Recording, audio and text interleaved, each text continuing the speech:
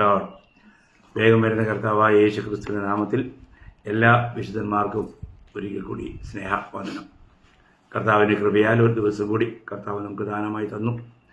നമുക്ക് ദൈവസന്നിധിയിൽ ലഭിക്കുന്ന സമയങ്ങളെല്ലാം നമ്മുടെ കർത്താവിനെ അറിയുന്നതിലും ആ കർത്താവിൻ്റെ സ്നേഹത്തിൽ വസിക്കുന്നതിലും നമുക്ക് എന്ത് ആഗ്രഹമാണ്, എന്ത് സന്തോഷമാണ്. യഥാർത്ഥ സന്തോഷം ദൈവസന്നിധിയാണ്. നമ്മൾ കർത്താവിനെക്കുറിച്ച് കേൾക്കുന്തോറും ഒരു വിശുദ്ധനെ സംബന്ധിച്ചിടത്തോളം ഇതിനേക്കാളും സന്തോഷപ്രദമായ മറ്റൊരു കാര്യവുമില്ല. അപ്പോൾ നമ്മൾ കഴിഞ്ഞ ആഴ്ചയിൽ ചിന്തിച്ചുകൊണ്ടിരുന്നതിൻ്റെ കണ്ടിന്യൂസ് ഞാൻ ചെയ്യുകയാണ്, ഒട്ടും സമയം കളയുന്നില്ല. അപ്പോൾ നമുക്ക് ലഭിച്ച ഈ അല്പസമയത്തിൽ നമുക്ക് അതേ കാര്യങ്ങൾ നേടാൻ കഴിയണമെന്നുള്ള ഒറ്റ ആഗ്രഹം. അപ്പോൾ നമ്മൾ രക്ഷയുടെ വ്യത്യസ്ത അനുഭവങ്ങളിൽ 6ാമത്തെ കാര്യമാണ് നമ്മൾ കണ്ടുകൊണ്ടിരിക്കുന്നത്. ആ 6ാമത്തെ കാര്യം നമ്മൾ പരിശുദ്ധാത്മദാനം എന്ന വിഷയമാണ് എന്നുള്ളത് നമ്മൾ കണ്ടു. അപ്പോൾ ഈ ആത്മാവ് ചെയ്യുന്ന 4 കാര്യങ്ങളെക്കുറിച്ചാണ് നമ്മൾ കഴിഞ്ഞ 2 ക്ലാസ്സിൽ കണ്ടത്. ഒന്ന് നമ്മൾ കണ്ടത് ഈ ആത്മാവിനാൽ മാത്രമേ നമുക്ക് ആത്മീയ കാര്യങ്ങൾ നമുക്ക് ഗ്രഹിക്കാൻ കഴിയൂ. ആത്മാവാണ് നമുക്ക് ആ കാര്യങ്ങൾ പ്രകാശിപ്പിച്ച് തരുന്നത്. അങ്ങനെ ആത്മാവിനാൽ മാത്രമേ നമുക്ക് ആ കാര്യങ്ങളെ വിശ്വസിക്കുവാനും അത് അംഗീകരിക്കാനും എല്ലാം നമുക്ക് കഴിയുള്ളൂ. ആത്മാവില്ലെങ്കിൽ നമുക്ക് ആ കാര്യങ്ങളെ ഒന്നും വിശ്വസിക്കാൻ കഴിയില്ല. അത് വളരെ വിലപ്പെട്ടൊരു കാര്യമാണ്. അതുകൊണ്ട് നമുക്ക് ഈ ആത്മീയ സത്യങ്ങളെ, കർത്താവ് പറയുന്ന ആ സത്യങ്ങളെ ഇന്ന് നമുക്ക് അതുപോലെ ഗ്രഹിക്കാൻ കഴിയുന്നുണ്ടോ എന്നുള്ളത് ഒരു ചോദ്യമാണ്. പലർക്കും വായിക്കുമ്പോൾ അത് ഗ്രഹിക്കാൻ കഴിയുന്നില്ല. കാരണം ഒന്നെങ്കിൽ അവർ രക്ഷിക്കപ്പെട്ടിട്ടില്ല, ദൈവത്തിൻ്റെ ആത്മാവ് അവർക്കില്ല, അല്ലെങ്കിൽ രക്ഷിക്കപ്പെട്ട ശേഷവും അവർക്ക് ആത്മാവിലായിരിക്കുവാൻ അറിഞ്ഞുകൂടാ. അങ്ങനെ വരുമ്പോൾ അവർക്ക് പ്രകാശം കിട്ടിയില്ല. രണ്ടാമത് നമ്മൾ കണ്ടത് പാപത്തെക്കുറിച്ചും നീതിയെക്കുറിച്ചും ന്യായവിധിയെക്കുറിച്ചും അത് ബോധം വരുത്തുന്നുള്ളതാണ്. അപ്പം നമ്മൾ വിശ്വാസത്തിൽ രക്ഷിക്കപ്പെട്ട ഒരു വ്യക്തിയുടെ ജീവിതത്തിൽ ഒരു ചെറിയ പാപം പോലും ഉണ്ടായാൽ ആ പാപത്തെക്കുറിച്ച് പരിശുദ്ധാത്മാവ് നമുക്ക് ബോധ്യം തരും. നമുക്ക് ചെറുതെന്ന് തോന്നിയാലും അത് ദൈവത്തിൻ്റെ ദൃഷ്ടിയിൽ അത് വലുതായിരിക്കാം. അതുകൊണ്ട് അതിനെക്കുറിച്ച് ശരിക്കുള്ള ബോധം നമുക്ക് തരുന്നത് പരിശുദ്ധാത്മാവാണ്. അപ്പം ആത്മാവ് നമ്മളോട് പറയുന്ന ആ കാര്യങ്ങളെ ഉടനെ തന്നെ നമുക്ക് ഏറ്റുപറഞ്ഞുപേക്ഷിച്ച് ദൈവമായിട്ട് നിരപ്പ് പ്രാപിച്ച് ജീവിക്കാൻ കഴിയണം. അപ്പം നമ്മൾ കണ്ടു, പാപത്തെക്കുറിച്ചും നീതിയെക്കുറിച്ചും ന്യായവിധിയെക്കുറിച്ചും ഒക്കെ പരിശുദ്ധാത്മാവാണ് നമുക്ക് ബോധം വരുത്തുന്നത്. ഇന്ന് നമ്മൾ 3ാമത്തെ കാര്യം, അത് ഞാൻ നിങ്ങളോട് പറയാം. അത് ഈ പരിശുദ്ധാത്മാവ് ഒരു പാപിയുടെ ജീവിതത്തിൽ പ്രവർത്തിക്കുമ്പോൾ മാത്രമാണ് അവർക്ക് പാപബോധമുണ്ടാകുകയും ഈ പാപത്തിൽ നിന്നും രക്ഷിക്കാൻ കഴിയുന്നത് കർത്താവായ യേശുക്രിസ്തുവിന് മാത്രമാണെന്നുള്ള ആ ശരിക്കുള്ള അറിവ് കൊടുക്കുന്നത് പരിശുദ്ധാത്മാവാണ്. അപ്പോൾ സുവിശേഷം കേൾക്കുമ്പോൾ ആ വ്യക്തിക്ക് പാപബോധം ഉണ്ടാകുക മാത്രമല്ല, അവർ ഈ യേശുവാണ് യഥാർത്ഥ കർത്താവ് എന്നുള്ളത് അവർക്ക് ബോധ്യപ്പെടും. അങ്ങനെ ബോധ്യപ്പെട്ട് കഴിയുമ്പോൾ പിന്നെ യേശുവിനെ കർത്താവായിട്ട് അംഗീകരിക്കുവാനായിട്ട് അവർക്ക് താമസം ഉണ്ടാകുന്നില്ല. നമ്മൾ 1 കൊരിന്ത്യർ 12:3 വായിക്കുന്നത് പരിശുദ്ധാത്മാവിലല്ലാതെ യേശു കർത്താവ് എന്ന് പറയാൻ ആർക്കും കഴിയില്ലെന്ന്. അപ്പോൾ പരിശുദ്ധാത്മാവിൽ അല്ലെങ്കിൽ ആത്മാവിൻ്റെ സഹായം കൂടാതെ ആർക്കും അത് കഴിയില്ല. അപ്പോൾ പിന്നെ ഈ യേശു ദാവീദിന്റെ പുത്രൻ എന്ന് പരീശന്മാർ പറഞ്ഞപ്പോൾ കർത്താവ് അവരോട് ചോദിക്കുന്ന ഒരു ചോദ്യം ഉണ്ട്. അത് നമ്മൾ മർക്കോസിന്റെ സുവിശേഷം അതിൻ്റെ 12-ാം അധ്യായം അതിൻ്റെ 12-ന്റെ 35-36 വാക്യം. യേശു ദേവാലയത്തിൽ ഉപദേശിച്ചുകൊണ്ട് പറഞ്ഞു തുടങ്ങിയത്, ക്രിസ്തു ദാവീദിന്റെ പുത്രൻ എന്ന് ശാസ്ത്രിമാർ പറയുന്നത് എങ്ങനെ? കർത്താവ് എൻ്റെ കർത്താവിനോട്, ഞാൻ നിന്റെ ശത്രുക്കളെ നിന്റെ പാദപീഠമാക്കുവോളൂ എൻ്റെ വലത്തുഭാഗത്തിരിക്കുക എന്ന് അരുളി ചെയ്തു എന്ന് ദാവീദ് താൻ പരിശുദ്ധാത്മാവിലായി പറയുന്നു. അപ്പോൾ ദാവീദ് കർത്താവ് എന്ന് പറയുന്നത് എങ്ങനെയാണ്? പരിശുദ്ധാത്മാവിലാണെന്നാണ് പറഞ്ഞിരിക്കുന്നത് എന്ന് കർത്താവ് തന്നെ പറയുക. ഇത് കർത്താവ് തന്നെ സാക്ഷിക്കുന്ന ഒരു കാര്യമാണ്. അപ്പം യേശുവിനെ കർത്താവ് എന്ന് പറയുക എന്നുള്ളത് ഒരു ചെറിയ കാര്യമല്ല, അത് പരിശുദ്ധാത്മാവിൽ ചെയ്യുന്ന ഒരു കാര്യമായിട്ടാണ്. അപ്പോൾ നമ്മൾ എന്നാൽ ഇന്ന് നമ്മൾ നോക്കുമ്പോൾ കർത്താവേ കർത്താവേ എന്ന് വിളിച്ചിട്ട് ആ കർത്താവിന് കർത്തൃത്വം കൊടുക്കാത്ത ഒരു വലിയ കൂട്ടരെ കുറിച്ച് നമുക്ക് കാണാൻ കഴിയും. അങ്ങനെയുള്ളവരുണ്ട്. അപ്പോൾ കർത്താവായ യേശുക്രിസ്തു ഏക കർത്താവാണെന്നുള്ള ആ സത്യം നമ്മൾ ദൈവത്തിൻ്റെ പരിശുദ്ധാത്മ സഹായത്താൽ മാത്രം നമുക്ക് ഗ്രഹിക്കാൻ കഴിയുന്ന കാര്യമാണ്. നമുക്കറിയാം 1 കൊരിന്ത്യർ 8:6 B പാട്ടിൽ നമ്മൾ വായിക്കുന്നുണ്ട്, യേശുക്രിസ്തു എന്ന ഏക കർത്താവ്. യേശുക്രിസ്തു എന്ന ഏക കർത്താവ്. അതേ കാര്യം പിന്നെ എഫേസ്യർ 4:5 വായിക്കുന്നുണ്ട്, ഏക കർത്താവ്. അപ്പൊ കർത്താവ് ഏക കർത്താവാണ്. അപ്പൊ ഈ കർത്താവിനെ നമുക്ക് വെളിപ്പെടുത്തി തരുന്നത് ദൈവത്തിന്റെ പരിശുദ്ധാത്മാവാണ്. അങ്ങനെ പരിശുദ്ധാത്മാവ് നമുക്ക് ഈ കർത്താവിനെ വെളിപ്പെടുത്തി തരുമ്പോൾ മാത്രമാണ് ഒരു വ്യക്തിക്ക് രക്ഷിക്കപ്പെടാൻ കഴിയുന്നത്. രക്ഷിക്കപ്പെടുവാൻ എന്ത് ചെയ്യണം? നമുക്ക് നമ്മുടെ ആ വിശ്വാസത്തെ ഏറ്റു പറയണം. നമ്മൾ റോമാലേഖനം 10-ാം അധ്യായം അതിന്റെ 9-ഉം 10-ഉം വാക്യങ്ങളിൽ വായിക്കുന്നത്, യേശുവിനെ കർത്താവെന്ന് വായുകൊണ്ട് ഏറ്റുപറയുകയും ദൈവം അവനെ മരിച്ചവരിൽ നിന്ന് ഉയർത്തെഴുന്നേൽപ്പിച്ചു എന്ന് ഹൃദയം കൊണ്ട് വിശ്വസിക്കുകയും ചെയ്താൽ നീ രക്ഷിക്കപ്പെടും. ഹൃദയം കൊണ്ട് നീതിക്കായി വിശ്വസിക്കുകയും വായു കൊണ്ട് രക്ഷയ്ക്കായി ഏറ്റുപറയുകയും ചെയ്യുന്നു. അപ്പോൾ ഇതാണ് ഒരിക്കൽ ഒരു വ്യക്തിക്ക്, ഒരു പാപിക്ക് സുവിശേഷം കേട്ട് പാവബോധം പരിശുദ്ധാത്മാവ് വരുത്തി കഴിയുമ്പോൾ ഈ കർത്താവായ യേശുക്രിസ്തുവിലൂടെ മാത്രമേ രക്ഷയുള്ളൂ എന്നും അവിടുന്ന് മാത്രമാണ് ഏക രക്ഷകനും ഏക കർത്താവും എന്നുള്ള ബോധ്യം, ഇത് നമുക്ക് പരിശുദ്ധാത്മാവിലൂടെ മാത്രം ലഭിക്കുന്ന ഒരു യാഥാർത്ഥ്യമാണ്. അങ്ങനെ ലഭിക്കുന്ന ഒരു വ്യക്തിയാണ് യേശുവിനെ കർത്താവായിട്ട് കൈക്കൊള്ളുന്നത്. അങ്ങനെ കൈക്കൊള്ളുമ്പോഴാണ് യഥാർത്ഥത്തിൽ നമ്മൾ രക്ഷിക്കപ്പെടുന്നത്. അല്ലാതെ ഒരു ക്രിസ്തീയ കുടുംബത്തിൽ ജനിച്ച് വളർന്നുകൊണ്ട് ആ വ്യക്തി ഒരിക്കലും ക്രിസ്ത്യാനിയാകുന്നില്ല. നമ്മളത് വളരെ വ്യക്തമായിട്ട് മനസ്സിലാക്കണം. നമുക്ക് കർത്താവിൻ്റെ സുവിശേഷം കേട്ട് നമ്മളുടെ പാപത്തിന് പരിഹാരാർത്ഥം ക്രൂശിൽ മരിച്ച് ഉയർത്തെഴുന്നേറ്റ ഈ യേശുവിനെ പിതാവായ ദൈവം എല്ലാവർക്കും കർത്താവാക്കി വെച്ചിരിക്കുന്നു എന്നുള്ള അപ്പോസ്തലപ്രവൃത്തി 10:36 പറയുന്ന പ്രകാരമുള്ള ആ കാര്യം നമ്മൾ വചനം കേൾക്കുമ്പോൾ പരിശുദ്ധാത്മാവ് നമുക്ക് ബോധ്യപ്പെടുത്തും. ആ ബോധ്യത്തിലാണ് നമുക്ക് യേശുവിനെ കർത്താവായിട്ട് നമുക്ക് കൈക്കൊള്ളാനായിട്ട് കഴിയുന്നത്. പ്രിയമുള്ളവരെ, യേശുവിനെ കർത്താവായി നമ്മൾ സ്വീകരിക്കുക എന്നുള്ളത് നമ്മുടെ പൂർണ്ണമായ സമ്മതത്തോടെയാണ്. അത് നമ്മൾ പൂർണ്ണ ഹൃദയത്തോടെ തന്നെ ചെയ്യേണ്ട ഒരു കാര്യമാണ്. അങ്ങനെ ചെയ്യുമ്പോഴാണ് ആ വ്യക്തി ഒരുവൻ ക്രിസ്തുവിലായ പുതിയ സൃഷ്ടിയാകുന്നു എന്നുള്ള അനുഭവം ഉണ്ടാകുന്നത്. ഇന്ന് ചിലരൊക്കെ ഞാൻ പറഞ്ഞു തരാം, നിങ്ങൾ എൻ്റെ പിന്നാലെ പറ എന്നൊക്കെ പറഞ്ഞ് പറയിപ്പിക്കുകയും കൈപൊക്കി കർത്താവിനെ രക്ഷിതാവായി സ്വീകരിക്കാനായിട്ട് പറയും. അല്ലെങ്കിൽ അങ്ങനെ പ്രാർത്ഥിച്ചിട്ട് എൻ്റെ പിന്നാലെ പറഞ്ഞാൽ മതി, ഇങ്ങനെ അങ്ങ് പറഞ്ഞാൽ അങ്ങനെ രക്ഷിക്കപ്പെടുമെന്ന് വെച്ചാൽ അവരൊന്നും യഥാർത്ഥത്തിൽ അവരുടെ ജീവിതം നമ്മൾ പരിശോധിച്ചാൽ അവർ ക്രിസ്തുവിൽ ഒരു പുതിയ സൃഷ്ടി ആയിട്ടില്ല എന്ന് കാണാൻ കഴിയും. നമുക്ക് വേണമെങ്കിൽ ഞാൻ സുവിശേഷം പറഞ്ഞപ്പോൾ അനേകർ കർത്താവിനെ രക്ഷിതാവായി സ്വീകരിച്ചെന്നൊക്കെ നമുക്ക് പറയാൻ കഴിഞ്ഞേക്കാം. എങ്കിലും അവർക്ക് ദൈവത്തിൻ്റെ പരിശുദ്ധാത്മാവിലൂടെയുള്ള യഥാർത്ഥ ബോധ്യം ഉണ്ടായിട്ടല്ല പലരും അങ്ങനെ പറയുന്നത്. അപ്പോൾ അങ്ങനെയുള്ള ഒരു പരിശുദ്ധാത്മാവ് ബോധ്യപ്പെടുത്തുന്ന ഒരു അനുഭവത്തിലും അവർക്ക് യഥാർത്ഥമായ അനുതാപം ഉണ്ടാവും, അവർക്ക് യഥാർത്ഥമായ മാനസാന്തരം ഉണ്ടാവും. അങ്ങനെ വരുമ്പോൾ അവരുടെ ഹൃദയത്തിലും ജീവിതത്തിലും എല്ലാം സമ്പൂർണ്ണ മാറ്റം ഉണ്ടാവും. അവർക്ക് അവരുടെ ആ ദൈവസ്നേഹത്തെ കാണുമ്പോൾ അവരുടെ ഹൃദയം നുറുങ്ങും. അവർ തങ്ങളുടെ തെറ്റുകൾ സമ്മതിക്കും, പാപിയാണെന്നുള്ള കാര്യം സമ്മതിക്കും. കർത്താവായ യേശുക്രിസ്തു മാത്രമാണ് ഏക കർത്താവ് എന്നുള്ളത് പറയുവാൻ അവർക്ക് വളരെ സന്തോഷമുണ്ടാവും. അപ്പോൾ അവർ പാപഭാരം വിട്ടുമാറും. പാപത്തിന്റെ ശിക്ഷാവിധിയിൽ നിന്ന് അവർ വിടിവിക്കപ്പെട്ടു എന്നുള്ള ആ ബോധ്യം പരിശുദ്ധാത്മാവ് അവർക്ക് കൊടുക്കും. നമ്മൾ റോമർ 8:1 വായിക്കുന്ന പോലെ, അതുകൊണ്ട് ഇപ്പോൾ ക്രിസ്തുവേശുള്ളവർക്ക് ഒരു ശിക്ഷാവിധിയുമില്ല. ഈ ബോധ്യം, ശരിക്കുള്ള ബോധ്യം പരിശുദ്ധാത്മാവ് തന്നെ നമുക്കുള്ളിൽ തരും. അപ്പോൾ ഇവിടെ നമ്മൾ വായിക്കുന്നത് കർത്താവായ യേശുക്രിസ്തുവിനെ സ്വന്തം രക്ഷിതാവും കർത്താവുമായിട്ട് ഒരുവൻ തന്റെ അധരങ്ങൾ കൊണ്ട് ഏറ്റുപറയണം. യേശുവിനെ കർത്താവ് എന്ന് വായു കൊണ്ട് ഏറ്റുപറയുകയും ദൈവം അവനെ മരിച്ചവരിൽ നിന്ന് ഉയർത്തെഴുന്നേൽപ്പിച്ചു എന്ന് ഹൃദയം കൊണ്ട് വിശ്വസിക്കുകയും ചെയ്താൽ നീ രക്ഷിക്കപ്പെടും. ഹൃദയം കൊണ്ട് നീതിക്കായി വിശ്വസിക്കുകയും വായു കൊണ്ട് രക്ഷയ്ക്കായി ഏറ്റുപറയുകയും ചെയ്യുന്നു. അതിന്റെ 13-ാം വാക്യത്തിലും നമ്മൾ വായിക്കുന്നത്, കർത്താവിന്റെ നാമത്തെ വിളിച്ചപേക്ഷിക്കുന്ന ഏവനും രക്ഷിക്കപ്പെടും. അപ്പോൾ കർത്താവായ യേശുവേ, ഞാൻ പാപിയാണ്, അവിടുന്ന് എൻ്റെ പാപത്തിന് വേണ്ടി ഈ ലോകത്തിൽ വന്നു, അത് ഞാൻ വിശ്വസിക്കുന്നു. എൻ്റെ പാപത്തിന്റെ ശിക്ഷയാണ് അവിടുന്ന് ക്രൂശിൽ ഭരിച്ചത്.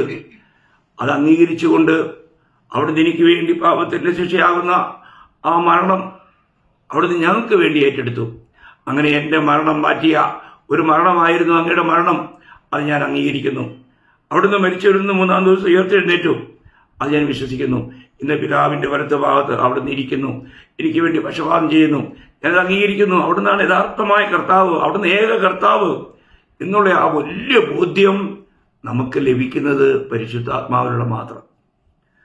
അങ്ങനെ പരിശുദ്ധാത്മാവിലൂടെ നമുക്ക് ഈ ബോധ്യമുണ്ടായി നമ്മൾ കർത്താവിനെ ഏറ്റു പറയുമ്പോഴാണ് നമ്മൾ യഥാർത്ഥമായും രക്ഷിക്കപ്പെടുന്നത്. എന്നാൽ അങ്ങനെയുള്ള രക്ഷാനുഭവം ഇല്ലാതെ യേശുവിനെ കർത്താവ് എന്നൊക്കെ പറഞ്ഞുകൊണ്ട് നടക്കുന്ന അനേകരുണ്ട്. ഞാൻ ഒരു കാര്യം നിങ്ങളോട് പറയാം. നമ്മൾ കർത്താവേ കർത്താവേ എന്ന് വിളിക്കുമ്പോൾ അത് യഥാർത്ഥത്തിൽ നമ്മളിൽ ദൈവം വരുത്തിയ ഒരു വ്യതിയാനമല്ല എങ്കിൽ അതിലൂടെ നമ്മൾ വളരെയധികം ഭയങ്കരമായിട്ട് വഞ്ചിക്കപ്പെടും. ഇന്ന് ക്രിസ്തീയ കോളത്തിൽ അങ്ങനെ വഞ്ചിക്കപ്പെടുന്ന ഒരു വലിയ കൂട്ടത്തെ കാണാൻ പറ്റും. ഒരു ദിവസം ഞാൻ ഇതിനു മുൻപ് നിങ്ങളോട് പറഞ്ഞിട്ടുണ്ടോ എന്ന് എനിക്ക് ഓർമ്മയില്ല. പിന്നെ ഇവിടെ ചെറുപ്പക്കാരായിരിക്കുന്ന ഒരു 5-6 പേര് വന്നു. അവർ വന്നിട്ട് പറഞ്ഞു, നിങ്ങളുടെ സഭയിൽ രോഗികളുണ്ടെങ്കിൽ ഞങ്ങൾ അവർക്ക് വേണ്ടി പ്രാർത്ഥിക്കാം, അവർക്ക് ഉടനെ സൗഖ്യം കിട്ടും. ഞങ്ങൾ അനേകയിടങ്ങളിൽ പോകുന്നവരാണ്, അനേകർക്ക് വേണ്ടി പ്രാർത്ഥിക്കുന്നു, അപ്പം അവർക്ക് സൗഖ്യം കിട്ടുന്നു, അതിന് അവർക്കൊരു ഫീസൊക്കെ ഉണ്ട്. അപ്പോൾ ഞാൻ അവരെ വളരെ സ്നേഹപൂർവ്വം വിളിച്ചിരുത്തി അവരുടെ കാര്യങ്ങളെല്ലാം കേട്ടതിന് ശേഷം ഞാൻ അവരോട് ചോദിച്ചു, നിങ്ങൾ രക്ഷിക്കപ്പെട്ടോ? ഞങ്ങൾക്ക് അതിനൊന്നും ആവശ്യമില്ല. രക്ഷിക്കപ്പെടേണ്ട ആവശ്യം ഞങ്ങൾക്കില്ല. ഞങ്ങൾക്ക് ദൈവം തന്ന ഗിഫ്റ്റ് രോഗസൗഖ്യമാണ്. ഞങ്ങളത് മാത്രം ചെയ്യുന്നു. ഞങ്ങൾക്ക് രക്ഷിക്കപ്പെടേണ്ട ആവശ്യമില്ല. നോക്കണേ. അപ്പോൾ അവരും യേശുവിനെ കർത്താവ് എന്നാണ് പറയുന്നത്. നമ്മൾ ചിന്തിക്കണം. അപ്പോൾ അത് എത്രമാത്രം വലിയൊരു വഞ്ചനയാണ്. അവർ സത്യം അറിയാതെ, സത്യം അംഗീകരിക്കാതെ അതൊരു തൊഴിലായിട്ട് സ്വീകരിച്ചുകൊണ്ട് ആ കാര്യങ്ങൾ ചെയ്യാം. അപ്പോൾ നമ്മൾ അതിനെക്കുറിച്ച് തിരുവചനത്തിൽ പ്രത്യേകിച്ച് എടുത്തു പറഞ്ഞിട്ടുണ്ട്. കർത്താവ് തന്നെ പറഞ്ഞു. മത്തായിയുടെ സുവിശേഷം 7-ാം അധ്യായം അതിൻ്റെ 21 മുതൽ 23 വരെ വായിക്കുമ്പോൾ നമ്മൾ വായിക്കുന്നത് ഇങ്ങനെയാണ്: എന്നോട് കർത്താവേ കർത്താവേ എന്ന് പറയുന്നവൻ ഏവനുമല്ല, സ്വർഗസ്ഥനായ എൻ്റെ പിതാവിൻ്റെ ഇഷ്ടം ചെയ്യുന്നവനത്രേ സ്വർഗരാജ്യത്തിൽ കടക്കുന്നത്. അപ്പോൾ ഇവിടെ പ്രത്യേകം ശ്രദ്ധിക്കണേ. ഇവിടെ കർത്താവ് പറയാണ്, എന്നെ കർത്താവേ കർത്താവേ എന്ന് പറയുന്ന ഏവനുമല്ല. അപ്പം നമുക്ക് ബുദ്ധിയിൽ, നമ്മുടെ ശക്തിയിൽ നമുക്ക് കർത്താവെ എന്നൊക്കെ വിളിക്കാൻ പറ്റും. അങ്ങനെയുള്ളവര് സ്വർഗരാജ്യത്തിൽ കിടക്കയില്ലെന്ന് കർത്താവ് പറഞ്ഞേ. നമ്മൾ ചിന്തിക്കണം. അപ്പൊ ഇച്ചിരി മുമ്പ് നമ്മൾ വായിച്ചത്, ദൈവത്തിന്റെ ആത്മാവിലല്ലാതെ കർത്താവ് എന്ന് പറയാൻ ആർക്കും കഴിയില്ല. എന്നാൽ ഇവിടെ പറയുന്നവര് ആത്മാവിലല്ല പറയുന്നത്, അവരുടെ അറിവില്ല. അവരുടെ അറിവിലൂടെ പറയുന്ന ആ കാര്യങ്ങളിലൂടെ അവർ പിന്നെ ചെയ്തൊക്കെ എന്തുവാ? ദൈവം തന്നെ അവിടെ പറയുന്ന സാക്ഷ്യം എത്ര വിലപ്പെട്ടതാ. നമ്മളത് മനസ്സിലാക്കുന്നത് നന്നായി. അതിന്റെ 22-ാം വാക്യം: കർത്താവേ കർത്താവേ, നിന്റെ നാമത്തിൽ ഞങ്ങൾ പ്രവചിക്കുകയും നിന്റെ നാമത്തിൽ ഭൂതങ്ങളെ പുറത്താക്കുകയും നിന്റെ നാമത്തിൽ വളരെ വീര്യപ്രവൃത്തികൾ പ്രവർത്തിക്കുകയും ചെയ്തില്ലയോ എന്ന് പലരും ആ നാളിൽ എന്നോട് പറയും. കണ്ടോ? അവര് വിചാരിക്കുന്നത്, അവര് പറയുന്നത് അവരോട് നടന്ന കാര്യങ്ങളാണ്. അവരെന്ത് ചെയ്തു? അവർ കർത്താവിന്റെ നാമത്തിൽ പ്രവചിച്ചു, അവർ കർത്താവിന്റെ നാമത്തിൽ ഭൂതങ്ങളെ പുറത്താക്കി, കർത്താവിന്റെ നാമത്തിൽ വളരെ വീര്യപ്രവൃത്തികൾ ചെയ്തു. അവര് ദൈവത്തോട് പറയുക, കർത്താവിനോട് പറയുക, കർത്താവേ കർത്താവേ. അവരും വിളിച്ചത് കർത്താവേന. എന്നാൽ അവരുടെ ആ വിളിയിൽ ദൈവത്തിന്റെ ആത്മസഹായം ഉണ്ടായിരുന്നില്ല. അവര് മനസ്സിലാക്കിയിരുന്ന ചില കാര്യങ്ങൾ അവര് ബുദ്ധിയിലൂടെ പ്രയോഗിച്ചു. അതിന് പിന്നിൽ ശത്രു പ്രവർത്തിച്ചു. നമുക്കറിയാം, മാനുഷികമായിട്ടുള്ള ഒരുപാട് കാര്യങ്ങൾക്ക് പിന്നിൽ പ്രവർത്തിക്കുന്നതെല്ലാം പിശാചിന്റെ കാര്യങ്ങൾ. അപ്പോൾ കർത്താവിനോട് പറഞ്ഞ എന്താണെന്ന് നോക്കിയേ, 23-ാം വാക്യം: ഞാൻ ഒരു നാളും നിങ്ങളെ അറിഞ്ഞിട്ടില്ല, അധർമ്മം പ്രവർത്തിക്കുന്നവരെ എന്നെ വിട്ടു പോകുവിൻ എന്ന് തീർത്തു പറയും. അത് എത്ര ഭയങ്കര അല്ലേ? അധർമ്മം പ്രവർത്തിക്കുന്നവരെ. അവർ വാസ്തവത്തിൽ ഈ കാര്യങ്ങളെല്ലാം ചെയ്തുകൊണ്ട് ദൈവത്തെ മഹത്വപ്പെടുത്തുകയല്ല, അവരെ മിടുക്കന്മാരായിട്ട് അവതരിപ്പിക്കുകയില്ലേ. അവർ ദൈവത്തിന് മഹത്വം കൊടുത്തില്ല, അവർ സ്വയം മഹത്വം എടുത്തു. അപ്പം കർത്താവ് ഒരിക്കലും തൻ്റെ മഹത്വം മറ്റാരും എടുക്കാൻ സമ്മതിക്കില്ല. നമ്മളൊരു കാര്യം വളരെ വ്യക്തമായിട്ടും ഇവിടെ മനസ്സിലാക്കണം. ഇന്നും ഇങ്ങനെയൊക്കെയുള്ള അനേക കാര്യങ്ങൾ അനേക ഇടങ്ങളിൽ നമുക്ക് കാണാൻ കഴിയും. ഇന്ന് നടക്കുന്ന അനേക അത്ഭുതങ്ങളും വീര്യപ്രവർത്തികളും കാര്യങ്ങളുടെ എല്ലാം പിന്നിൽ പ്രവർത്തിക്കുന്നത് ഒരു വലിയ അന്ധകാര ശക്തിയാണ്. ദൈവമക്കളെ, ദൈവത്തിൻ്റെ സത്യപാതയിൽ നിന്ന് ഒരല്പം വ്യതിചലിക്കുമ്പോൾ അതിൻ്റെ എല്ലാം പിന്നിൽ വരുന്നത് ശത്രുവിൻ്റെ കാര്യങ്ങളാണ്. ചിലപ്പോൾ നമ്മൾ ചെയ്യുന്ന പല കാര്യങ്ങളും നമ്മൾ സ്നേഹമെന്ന രൂപേണയായിരിക്കാം. നമ്മുടെ ചിന്താഗതികൾ, നമ്മൾ മാനുഷികമായിരിക്കുന്ന ചിന്താഗതികളിലൂടെ ചെയ്തു കൂട്ടുന്നതിലെല്ലാം അതിൻ്റെ പിന്നിൽ ശത്രുവിന് ഒരു വലിയ പ്രവൃത്തിയുണ്ട്. നമുക്കറിയാമല്ലോ, കർത്താവ് തന്നെ യെരൂശലേമിലേക്ക് പോവുകയാണെന്നും അവിടെ ചെന്ന് കഴിയുമ്പോൾ എന്നെ ശാസ്ത്രിമാർക്കും പരീശന്മാർക്കും ഒക്കെ ഏൽപ്പിക്കും, അവരെന്നെ ഇങ്ങനെ കൊല്ലും, കൊന്നു കഴിഞ്ഞാൽ 3-ാം ദിവസം ഞാൻ ഉയർത്തെഴുന്നേൽക്കും, ഇങ്ങനെയുള്ള കാര്യങ്ങളെല്ലാം പറഞ്ഞപ്പോൾ നോക്കണം, അവിടെ ഒരു മാനസികത ഉയർന്നു വന്ന പത്രോസ് പറയുന്നൊരു കാര്യം. നമ്മൾ ഇതേ മത്തായിയുടെ സുവിശേഷം അതിൻ്റെ 16-ാം അധ്യായം അതിൻ്റെ 21 മുതൽ ഞാൻ വായിക്കാം. അന്നു മുതൽ യേശു താൻ യെരൂശലേമിൽ ചെന്നിട്ട് മൂപ്പന്മാർ, മഹാപുരോഹിതന്മാർ, ശാസ്ത്രിമാർ എന്നിവരാൽ പലതും സഹിച്ച് കൊല്ലപ്പെടുകയും 3-ാം നാൾ ഉയർത്തെഴുന്നേൽക്കുകയും വേണ്ടത് എന്ന് ശിഷ്യന്മാരോട് പ്രസ്താവിച്ചു തുടങ്ങി. പത്രോസ് അവനെ വേറിട്ട് കൊണ്ടുപോയി, കർത്താവേ, അതരുതേ, നിനക്ക് അങ്ങനെ ഭവിക്കരുതേ എന്ന് ശാസിച്ചു തുടങ്ങി. അവനോ തിരിഞ്ഞ് പത്രോസിനോട്, സാത്താനെ, എന്നെ വിട്ടുപോ, നീ എനിക്ക് ഇടർച്ചയാകുന്നു. നീ ദൈവത്തിൻ്റെതല്ല മനുഷ്യരുടെ അത്രേ കരുതുന്നത് എന്ന് പറഞ്ഞു. അപ്പോൾ ഇവിടെ പത്രോസ് പറഞ്ഞ നല്ല കാര്യമായിട്ട് ആർക്കും തോന്നും, അല്ലേ? കർത്താവ് ഇങ്ങനെയൊക്കെ മരിക്കാൻ പോവുകയാണെന്നുള്ള വിഷയം പറഞ്ഞപ്പോൾ പത്രോസിന് വലിയ മാനുഷിക നിലയിലുള്ള ഒരു വലിയ സ്നേഹം ഉദിക്കുക. അവൻ ആ സ്നേഹത്തിലാണ് പറയുന്നത്, നിനക്ക് അങ്ങനെ ഒരിക്കലും ഭവിക്കരുതേ. അപ്പോൾ കർത്താവ് എന്തിനാ ഈ ലോകത്തിൽ വന്നേ? കർത്താവ് മാനവരാശിയുടെ രക്ഷയ്ക്ക് വേണ്ടി മരിക്കാൻ വേണ്ടി വന്നതാണ്. അപ്പോൾ കർത്താവിൻ്റെ പദ്ധതിയെ പൂർണ്ണമായിട്ടും കോടാലി വയ്ക്കുന്ന ഒരു കാര്യമാണ് ഇവിടെ പത്രോസ് പറയുന്നത്. നമ്മൾ ചിന്തിക്കണം, ദൈവിക വഴികളെ അറിയുന്നില്ല എങ്കിൽ നമ്മൾ പറയുന്ന ഏറ്റവും നല്ല കാര്യം ദൈവദൃഷ്ടിയിൽ ഏറ്റവും അപകടകരമായ മോശമായ കാര്യമായിരിക്കും. അത് നമ്മൾ മനസ്സിലാക്കണം. ഇവിടെ പത്രോസിനോട് കർത്താവ് പറഞ്ഞ എന്തുവാ? പത്രോസ് പറയാണ്, സാത്താനെ, പത്രോസിനോട്, സാത്താനെ, എന്നെ വിട്ടു പോ, നീ എനിക്ക് ഇടർച്ചയാകുന്നു. കണ്ടോ, നീ എനിക്ക് ഇടർച്ചയാകുന്നു.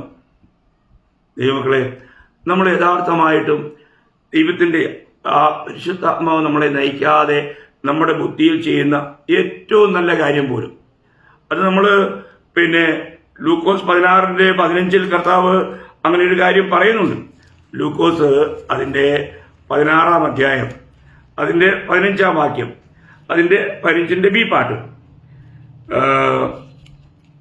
മനുഷ്യരുടെ ഇടയിൽ ഉന്നതമായത് ദൈവത്തിന് മുമ്പാകെ അറപ്പത്രേ. കണ്ടോ, മനുഷ്യരുടെ ഇടയിൽ ഉന്നതമായത് ദൈവത്തിന്റെ മുൻപാകെ അറപ്പത്രേ. കണ്ടോ, അപ്പം നമുക്ക് ഏറ്റവും നല്ലത് തോന്നുന്നത് പോലും ദൈവത്തിന്റെ മുൻപിൽ അറപ്പാണെന്ന്. പ്രിയമുള്ളവരെ, നമ്മൾ എത്രയോ ചിലപ്പോഴൊക്കെ ചില അഭിപ്രായങ്ങൾ പറയാറുണ്ട്. ആ അഭിപ്രായങ്ങൾ ദൈവദൃഷ്ടിയിൽ വളരെ മോശമായ തെറ്റായ കാര്യങ്ങളായിരിക്കും. പക്ഷെ മാനുഷികമായി ചിന്തിച്ചാൽ അത് വളരെ നല്ല കാര്യങ്ങളായിട്ട് അവർക്ക് തോന്നും. അപ്പോൾ നമ്മൾ വളരെ ഗൗരവമായി ചിന്തിക്കേണ്ട ഒരു കാര്യമാണ്. അപ്പോൾ നമ്മൾ ഇന്ന് കർത്താവിനെ കർത്താവെന്ന് വിളിച്ചിട്ട് ആ കർത്താവിനെ നമ്മൾ പൂർണ്ണമായും അനുസരിക്കുന്നുണ്ടോ? അതോ നമുക്ക് താല്പര്യമുള്ള കാര്യങ്ങളെ നമ്മൾ ചെയ്തു കൂട്ടുകയാണ്? ഒരിക്കല് അതേ ലൂക്കോസിന്റെ സുവിശേഷത്തിൽ തന്നെ അതിന്റെ 6-ാം അധ്യായം 46-ാം വാക്യത്തിൽ കർത്താവ് ഇങ്ങനെ ചോദിക്കുന്നുണ്ട്, നിങ്ങൾ എന്നെ കർത്താവേ കർത്താവേ എന്ന് വിളിക്കുകയും ഞാൻ പറയുന്നത് ചെയ്യാതിരിക്കുകയും ചെയ്യുന്നത് എന്ത്?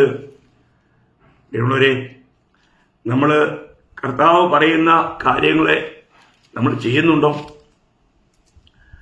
അതോ നമ്മൾ പാരമ്പര്യത്തെ പിടിച്ചുകൊണ്ട് ഞങ്ങൾക്ക് ഇങ്ങനെയൊക്കെ പോയാലും ഞങ്ങൾക്ക് മതി, ഈ കാര്യത്തിൽ ഞങ്ങൾക്ക് ഇങ്ങനെയാണ്, അതിൽ ഞങ്ങൾ കർത്താവ് പറയുന്ന പോലെ കേൾക്കുകയില്ല എന്നാണോ നമ്മൾ പറയുന്നത്? അല്ല, ഇന്ന് എത്രയോ പേര് യഥാർത്ഥമായും രക്ഷിക്കപ്പെട്ടെന്ന് പറഞ്ഞിട്ട് സ്നാനമേൽക്കാതെ നിൽക്കുന്ന എത്രയോ പേരുണ്ട്. അവർ യഥാർത്ഥത്തിൽ രക്ഷിക്കപ്പെട്ടില്ലെന്നുള്ള സത്യം. കാരണം രക്ഷിക്കപ്പെട്ട് ദൈവത്തിന്റെ ആത്മാവ് അവർക്ക് ലഭിച്ചിട്ടുണ്ടെങ്കിൽ ഈ ആത്മാവ് യോഹന്നാൻ 16:13 പറയുന്നത് അവൻ നമ്മളെ സകല സത്യത്തിലും വഴി നടത്തുന്നു. ദൈവത്തിന്റെ ആത്മാവ് പ്രാപിച്ച ഒരു വ്യക്തിക്ക് ദൈവത്തെ അനുസരിക്കാതിരിക്കാൻ കഴിയില്ല. നമ്മൾക്ക് ഒരിക്കലും പരിശുദ്ധാത്മാവിനെ ദുഃഖിപ്പിക്കാൻ പാടില്ല. പരിശുദ്ധാത്മാവിനെ ദുഃഖിപ്പിക്കരുത്, പരിശുദ്ധാത്മാവിനെ കെടുത്തരുതെന്നൊക്കെ വചനത്തിൽ പറയുന്നത് ദൈവം നമുക്ക് തരുന്ന ആലോചനയോട് മറുതലിക്കുമ്പോൾ നമ്മളിലുള്ള ദൈവത്തിന്റെ പരിശുദ്ധാത്മാവ് ദുഃഖിക്കും. ആ പരിശുദ്ധാത്മാവിനെ നമ്മൾ കെടുത്തിക്കളയുന്നു. നമ്മൾ അനുസരിക്കാതെ വരുമ്പോൾ നമ്മൾ ചിന്തിക്കണം. ഇന്ന് അനേകരിലും അതുകൊണ്ട് തന്നെ ദൈവാത്മാവിന്റെ പ്രവൃത്തി വെളിപ്പെട്ട് വരുന്നില്ല. ചിന്തിക്കണേ, നമ്മൾ യഥാർത്ഥമായും രക്ഷിക്കപ്പെട്ടതാണെങ്കിൽ നമ്മൾ ദൈവത്തിന്റെ വചനം അനുസരിക്കുന്നതിൽ ദൈവത്തിന്റെ ആത്മാവ് നമ്മളെ വഴി നടത്തും.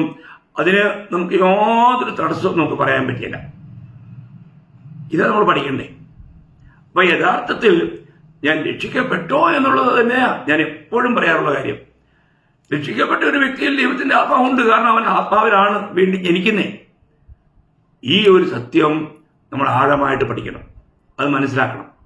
അപ്പൊ ഇവിടെ കർത്താവ് തന്നെ പറയാണ്, നിങ്ങൾ എന്നെ കർത്താവേ കർത്താവേ എന്ന് വിളിക്കുകയും ഞാൻ പറയുന്നത് ചെയ്യാതിരിക്കുകയും ചെയ്യുന്നത് എന്ത്? അപ്പോൾ ഇന്ന് നമ്മൾ കർത്താവേ കർത്താവേ എന്ന് വിളിക്കുന്നുണ്ടായിരിക്കാം. ആ വിളി കൊണ്ട് മാത്രം കാര്യം മതിയാകുന്നില്ല പ്രിയമുള്ളവരെ. കർത്താവ് എന്ന് വിളിക്കുന്നതിന്റെ അർത്ഥം തന്നെ എന്തുവാ? അവിടുന്ന് എന്റെ സർവാധിപതി. കർത്താവ് എന്ന് വിളിക്കുന്ന ആ വ്യക്തിക്ക് അവൻ ദൈവത്തിന്റെ ഒരു അടിമ എന്നൊരു മനോഭാവം വേണം. ഇവിടെ ദൈവത്തിന്റെ വചനം പറയുന്നത് വളരെ ഗഹനമാണ്. ഞാൻ ചിന്തിക്കുക, നമ്മള് കർത്താവായിട്ട് സ്വീകരിച്ചാൽ അതിനെക്കുറിച്ച് പത്രോസ് പറയുന്ന ഒരു വാക്യം ഞാൻ നിങ്ങളോട് പറയാം. 1 പത്രോസ് അതിന്റെ 3-ാം അധ്യായം, അതിന്റെ മലയാളത്തിൽ അതിന്റെ 14-ാം വാക്യത്തിന്റെ അവസാനമാണ്. എന്നാൽ ക്രിസ്തുവിനെ നിങ്ങളുടെ ഹൃദയങ്ങളിൽ കർത്താവായി വിശുദ്ധീകരിപ്പിൻ. കണ്ടോ? എന്നാൽ ക്രിസ്തുവിനെ നിങ്ങളുടെ ഹൃദയങ്ങളിൽ കർത്താവായി വിശുദ്ധീകരിപ്പിൻ. അപ്പോൾ അവിടുത്തെ നമ്മുടെ കർത്താവായി നമ്മൾ വിശുദ്ധീകരിക്കണം എന്ന് പറഞ്ഞാൽ ആ കർത്താവിനോട് ഒരിക്കലും നമുക്ക് മറുതലിപ്പുണ്ടാകാൻ പാടില്ല. ആ കർത്താവിനെ നമുക്ക് അനുസരിക്കുവാനായിട്ട് നമുക്ക് ഒരുക്കമുണ്ടായിരിക്കണം. ഇവിടെ മൂന്നാമതായിട്ട് പരിശുദ്ധാത്മാവ് നമ്മൾ ചെയ്യുന്ന ആ പ്രവൃത്തി എന്ന് പറഞ്ഞാൽ യേശുവിനെ കർത്താവായിട്ട് ഏറ്റുപറയുവാൻ നമ്മളെ സഹായിക്കുന്നു. അങ്ങനെ കർത്താവായി ഏറ്റുപറയുന്ന ആ വ്യക്തിയെ അവനെ സ്വയം എങ്ങനെ കാണണം, അതിനെക്കുറിച്ച് നമ്മൾ 2 കൊരിന്ത്യർ 4-ാം അധ്യായം അതിന്റെ 5-ാം വാക്യത്തിൽ പൗലോസ്ലീഹ തന്നെ പറയുന്ന ഒരു നല്ല സാക്ഷ്യം വളരെ വെളിപ്പെട്ടതാണ്. ഞാൻ നിങ്ങളോട് പറയാം. 4:5 ഞങ്ങളെ തന്നെയല്ല ക്രിസ്തുയേശുവിനെ കർത്താവെന്നും ഞങ്ങളെയോ യേശു നിമിത്തം നിങ്ങളുടെ അടിമകളെന്നും അത്രേ ഞങ്ങൾ പ്രസംഗിക്കുന്നത്. മലയാളത്തിൽ ദാസന്മാരെന്നാ, എന്നാൽ അവിടെ അടിമകൾ എന്നതിന്റെ യഥാർത്ഥമായ പരിഭാഷ. ഞങ്ങളെ തന്നെ എന്തായിട്ട് അടിമകളായിട്ട് നോക്കണം. യഥാർത്ഥത്തിൽ രക്ഷിക്കപ്പെട്ട ഒരു വ്യക്തിക്ക് ഒരു അടിമയുടെ ഒരു ഹൃദയം, ഒരു അടിമയുടെ മനോഭാവം ഉണ്ടായിരിക്കണം. എങ്കിൽ മാത്രമേ നമുക്ക് യഥാർത്ഥമായും കർത്താവിന് മഹത്വം കൊടുത്തുകൊണ്ട് ഒരു വിശുദ്ധ ജീവിതം നയിക്കാനായിട്ട് കഴിയും. അപ്പോൾ നമ്മൾ ഒരു കാര്യം മനസ്സിലാക്കുക, യഥാർത്ഥത്തിൽ നമ്മൾ സുവിശേഷം കേട്ട് രക്ഷിക്കപ്പെട്ടപ്പോൾ ദൈവത്തിന്റെ ആത്മാവിൽ തന്നെയാണോ നമ്മൾ രക്ഷിക്കപ്പെട്ടെ? അതാ ഉറപ്പ് വരുത്തണ്ടേ. അങ്ങനെ രക്ഷിക്കപ്പെട്ട ഒരു വ്യക്തിയാണെങ്കിൽ അവര് കർത്താവിനെ സ്വീകരിക്കുന്നത് ആത്മാവിലാണ്. ആത്മാവിൽ മാത്രമേ അവർക്ക് യേശുവിനെ കർത്താവെന്ന് പറയാൻ കഴിയൂ. അപ്പോൾ അവർക്കുണ്ടാകുന്ന അനുഭവം അവർക്ക് പാപബോധമുണ്ടായിട്ട് അവർ അനുദപിച്ച് മാനസാന്തരപ്പെട്ട് യേശുവിനെ കർത്താവായി തന്റെ ഹൃദയത്തിൽ വിശുദ്ധീകരിക്കും.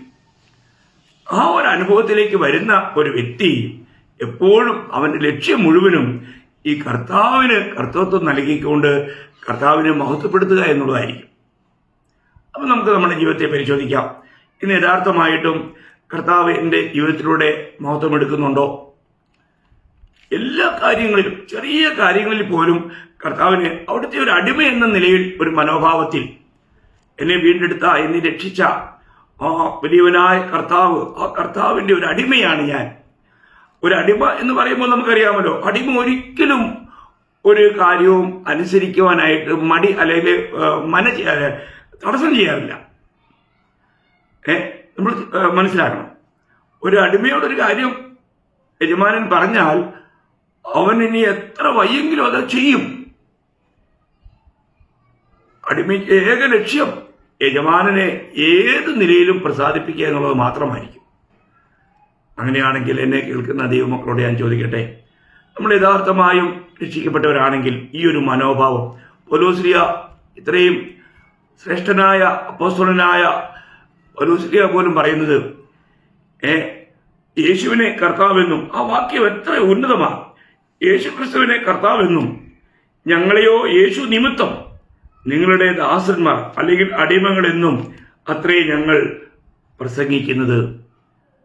അതാ താൻ തന്റെ ജീവിതത്തിലൂടെ വെളിപ്പെടുത്തിയത്. അങ്ങനെയാണ് കർത്താവിന്റെ യഥാർത്ഥ അനുകാരിയാകുവാൻ പൗലോസ്ലീഹയ്ക്ക് കഴിഞ്ഞത്. പ്രിയമുള്ളവരെ, നമുക്കും ഈ ഒരു മനോഭാവം വേണം. നമ്മളും യഥാർത്ഥമായും കർത്താവിനെ പിൻപറ്റുന്നുവെങ്കിൽ, ദൈവത്തിന്റെ ആത്മാവിനെ പ്രാപിച്ചവരാണെങ്കിൽ, ആത്മാവിനെ അനുസരിച്ച് നമ്മൾ നടക്കുന്നുവെങ്കിൽ, നമ്മുടെ എല്ലാ കാര്യങ്ങളിലും, നമ്മുടെ നടപ്പിലും, നമ്മുടെ പെരുമാറ്റത്തിലും, നമ്മുടെ സംഭാഷണങ്ങളിലും എല്ലാം കർത്താവിന് മഹത്വം നമുക്ക് കൊടുത്തുകൊണ്ട് ജീവിക്കാനായിട്ട് കഴിയും. അതുകൊണ്ട് ഇവിടെ ഞാൻ വിഷയം ഒരുപാട് നീട്ടുന്നില്ല. ഇതൊക്കെ നമുക്ക് ഒരുപാട് വിശാലമായി പറഞ്ഞ് അവതരിപ്പിക്കേണ്ട കാര്യങ്ങളാണെങ്കിലും സമയത്തിന്റെ പരിധി വെച്ചുകൊണ്ട് ഞാൻ ആവോളവും ചുരുക്കി പറയുക. അപ്പം നമ്മള് രക്ഷിക്കപ്പെട്ടപ്പോൾ ഞാൻ യേശുവിനെ കർത്താവെന്ന് ഏറ്റു പറഞ്ഞത് പരിശുദ്ധാത്മ സഹായത്തോടെ പരിശുദ്ധാത്മാവിലായിരുന്നോ, അതോ ഞാൻ ബുദ്ധിയിൽ കുറച്ച് കാര്യം മനസ്സിലാക്കിയിട്ട് ബുദ്ധിയിൽ മാത്രം ചെയ്തതാണോ? അങ്ങനെയാണെങ്കിൽ അങ്ങനെ ചെയ്യുന്നവർ പലപ്പോഴും അവർക്കൊരു അനുതാപം ഉണ്ടാകുകയില്ല, അവരുടെ ജീവിതം ഒരിക്കലും മാറ്റപ്പെട്ട് കാണുകയില്ല. കാരണം ഈ പരിശുദ്ധാത്മാവിൽ പറയുമ്പോൾ മാത്രമാണ് 2 കൊരിന്ത്യർ 5:17 വായിക്കുന്നത് പോലെ ഒരുവൻ ക്രിസ്തുവിലായാൽ അവൻ പുതിയ സൃഷ്ടി എന്ന അനുഭവത്തിലേക്ക് ആ വ്യക്തിക്ക് ആയിത്തീരാൻ കഴിയൂ. ഇല്ലാത്തൊരു വ്യക്തി അവൻ യഥാർത്ഥത്തിൽ രക്ഷിക്കപ്പെട്ടില്ല. പിന്നെ ചില ദൈവദാസന്മാർ പറഞ്ഞ് അവരെ വെള്ളത്തിൽ മുക്കും, അവർക്ക് സ്നാനം കൊടുക്കും, എന്നാൽ അവര് ജഡികന്മാരായി ജീവിക്കാനിടയാവും. കർത്താവിന്റെ വരവിൽ അവർ പോകുകയില്ല. പ്രിയമുള്ളവരെ, അത് നമ്മൾ വ്യക്തമായി മനസ്സിലാക്കണം. കർത്താവ് സഹായിച്ചാൽ ആ വിഷയം ഞാൻ അടുത്ത ക്ലാസ്സിൽ പറയാം. ഈ കാര്യം നിങ്ങൾ ഉറപ്പുവരുത്തണം. നിങ്ങൾ സുവിശേഷം കേട്ട് പരിശുദ്ധാത്മാവിന്റെ പ്രവൃത്തി നിങ്ങളിൽ നടന്നിട്ട് ആത്മാവിന്റെ സഹായത്തോടെ തന്നെയാണോ നിങ്ങൾ യേശുവിനെ ആത്മാവിൽ കർത്താവായി സ്വീകരിച്ചത് എന്നത് ഉറപ്പുവരുത്തുന്നത് വളരെ വളരെ അത്യാവശ്യമാണ്. നമ്മൾ 2 പത്രോസ് 1:10 വായിക്കുന്നുണ്ട്, നിങ്ങളുടെ വിളിയും തെരഞ്ഞെടുപ്പും ഉറപ്പാക്കുവാൻ അധികം ശ്രമിപ്പിൻ. അത് ഈ രക്ഷയോടുള്ള ബന്ധത്തിൽ വളരെ അനിവാര്യമാണ്. അത് നിങ്ങൾ അങ്ങനെ ചെയ്യണമേ. ഇല്ലെങ്കിൽ കർത്താവ് വരും, കാഹളമൊന്നൊരിക്കും. ക്രിസ്തുവിന്റെ ആത്മാവുള്ള യഥാർത്ഥ ക്രിസ്ത്യാനികൾ ക്രിസ്തുവിൽ മരിച്ചവർ ഉയർത്തെഴുന്നേൽക്കും, നിൽക്കും. ജീവിച്ചിരിക്കുന്നവർ രൂപാന്തരം പ്രാപിച്ചെടുക്കപ്പെടാനിടയാവും. അന്ന് നമ്മൾ തള്ളപ്പെടരുത്, കൈവിടപ്പെടരുത്. അതുകൊണ്ട് ഇന്ന് ആ കാര്യങ്ങൾ ഉറപ്പുവരുത്തി, നമ്മളതിൻ്റെ ഏറ്റവും അടുത്ത സമയത്തായതുകൊണ്ട് ഉറപ്പുവരുത്തി ജീവിക്കുവാൻ കർത്താവ് നിങ്ങളെല്ലാവരെയും സഹായിക്കട്ടെ. ദൈവത്തിൻ്റെ നാമം എത്രയും മഹത്വപ്പെടട്ടെ. ആമേൻ.